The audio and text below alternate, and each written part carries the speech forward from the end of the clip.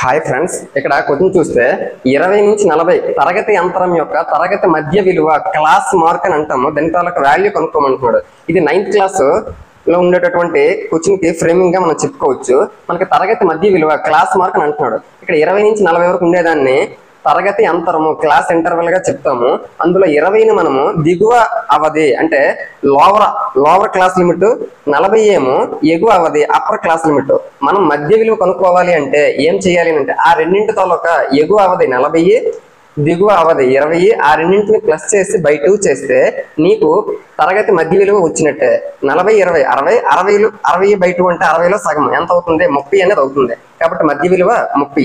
Option 3 is the correct answer. ఒకవేళ నీకు ఇదే తరగతికి వ్యాప్తి అంటే ఎగువ అవధిలో నుంచి దిగువ అవధిని మైనస్ చేయాలి. అప్పుడు 40 మైనస్ 20 అనేది నీకు కావాల్సినటువంటి వ్యాప్తి అవుతుంది.